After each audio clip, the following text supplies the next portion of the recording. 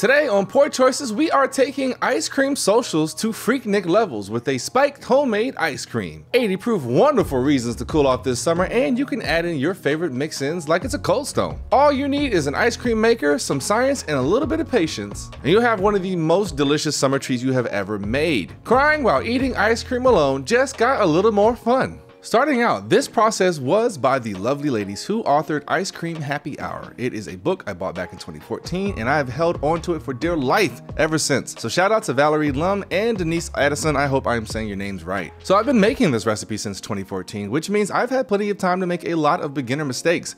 So all I'm going to say is do not take any shortcuts here. If I say transfer to another bowl, it's important to do it, or give it an ice bath, doesn't mean skip that and go straight into the fridge. A lot of these steps are for preventing residual heat from ruining our dessert or to strain out lumps so that we have a nice smooth ice cream. And oh yeah, this is technically a frozen custard because I know there's ice cream police out there, but come on, it's got booze in it. Let's not split hairs here. It's delicious, so let's get going. I've got one vanilla bean here, which you can find in your spice aisle at your local grocery store.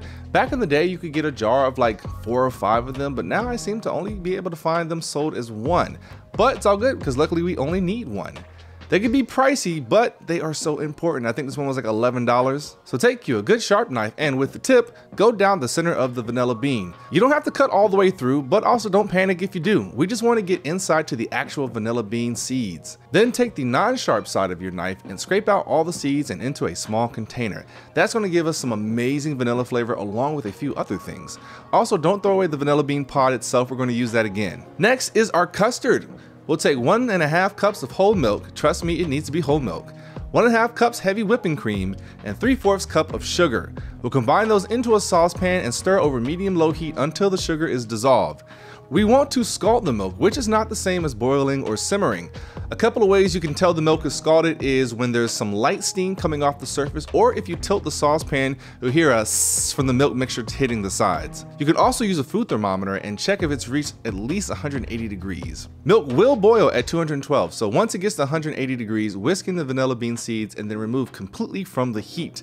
So if you're on a stovetop, move it to an eye that has not been in use. Again, avoiding residual heat, and we don't want our milk to curdle. We'll also throw in the vanilla bean pod and cover the pot. We want this to steep for 30 minutes to let those flavors get nice and happy and acquainted. After 30 minutes, remove the pod, but don't discard it again yet. Get the milk mixture back up to scalding, and while it's coming up, get yourself 4 egg yolks. I like to use this back and forth trick with the eggshell to separate the yolk from the egg white. And it's okay to get a little egg white in there, but ideally you kind of just want to keep it all and only egg yolks. Whisk the egg yolks until they are light in color and slightly fluffy. Then we'll gently stream about 1/3 of our scalding milk mixture into the egg yolks while continuously whisking. This is important to do slowly and again continuously so we don't start cooking our eggs. This is called tempering, and all we're doing is bringing the eggs up to the temperature of the hot milk without causing them to cook. So a nice and steady slow stream is what we need here. And once about 1/3 of the milk is in there, pour the egg mixture slowly back into the pot. Yes, I know that seems crazy to go back and forth, but this is, again, it's very important. Also at this time, you might want to lower the heat to a low so it doesn't boil over while you're doing this. So, slowly streaming that back into your pot while whisking continuously and then switching over to a spatula. Stir continuously some more, making sure to scrape the bottom of the pot too. Stir until the custard is thick enough, which you should be able to draw a line on the back of your spatula and it retains its shape, no drip. Also at this point, we'll whisk in either 2 teaspoons of vanilla extract or vanilla bean paste. The measurements are the same for either one, but I had some vanilla bean paste left over from another cook. Mix it in thoroughly, and if you haven't figured it out by now, we are definitely making some vanilla ice cream, but there is a chocolate version out there that I will share in the future. Then we'll get the custard completely off the heat and strain it into a heat-proof bowl. Important to strain here as this will get out any lumps or any eggs that may have cooked a little if we were tempering them maybe a little too hot. And then we just press through whatever you can. You might see some thick gunk caught in the strainer, just discard that. Then we'll toss in our vanilla bean pod and cover with plastic wrap. And we want this plastic wrap to completely touch the entire surface of the custard so that no skin develops while it's chilling in the refrigerator later. Then we'll put our bowl into an ice bath for at least 30 minutes. This will stop the cooking process, and don't skip this and try to go straight to the fridge. This cools everything down way faster. After 30 minutes, then we'll set it into the fridge to chill for at least 8 hours. Longer is even better. I normally start these like in the morning, and then when I'm ready to churn, that's probably by like the next day's afternoon. This is also a good time to make sure that the churning bucket for your ice cream maker is in the freezer, depending on what kind you have. I put mine in the freezer on a Thursday, so I had plenty of time to get nice and cold for when I turn this on a Saturday evening. So just an FYI, but your ice cream maker may tell you to do something differently, you know, just read the instructions.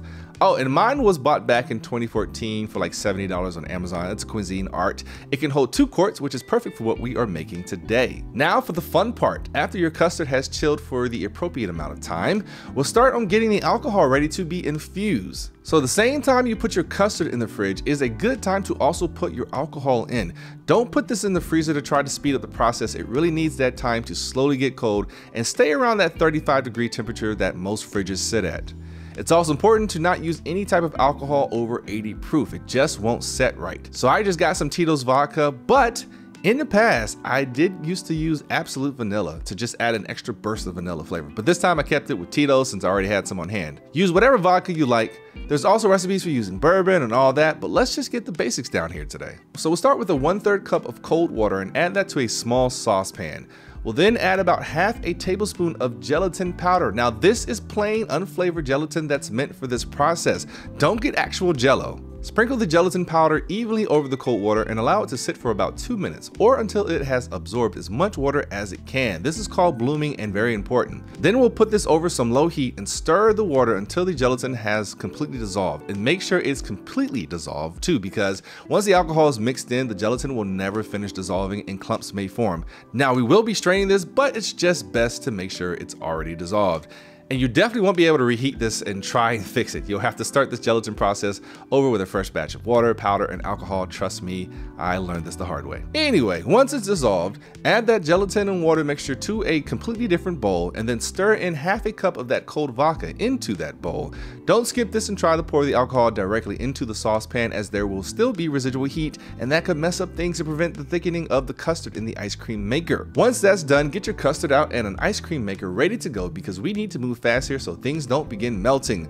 Remove the vanilla bean pod from the custard as well. Then take the alcohol mixture and through a strainer, run it through into the custard bowl and begin mixing until thoroughly blended. Then pour that ice cream mixture directly into your turned on ice cream maker and churn it for at least 20 minutes. If you let it go longer, it will get thicker, but don't go too long because eventually that ice cream maker bowl will start to rise in temperature. So between 20 and 25 minutes is a good spot. And that is a good amount of time for us to get our mix-ins. Do whatever you want, but I went with Oreos and graham crackers. Just crush them up nicely and have them ready to go. When the ice cream has finished churning, I first put a layer down of Oreo and graham cracker and then poured over a little bit of the ice cream, did another layer of Oreo and graham cracker, blah, blah, blah. You gotta get the idea. But definitely place this into a container that is 1.5 to 2 quarts.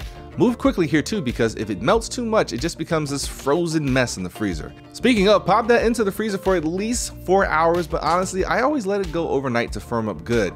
And that's it. Serve and enjoy some amazing 80 proof ice cream. Now, it won't get you drunk, but it'll definitely make you feel good at the end of a few scoops. Hey everybody, this is Poor Choices Kitchen. We have a Patreon, which is linked down in the description. $1 a month is all we ask for. It helps pay for these recipes during these here inflated times, and it goes a really long way in helping the channel stay consistent. And hey, if you have some flavors that you want to see in the future, definitely drop them down in the comments. Trust me, this book is nice and long and thick. I think you still might be able to buy it on Amazon, but if it's not there anymore, I will gladly drop some more flavors, because there's also sorbets you can do and other things. So yeah, this is a great time to be doing it. I know we're kind of getting ready to head into the fall, but I think it's pretty hot everywhere still.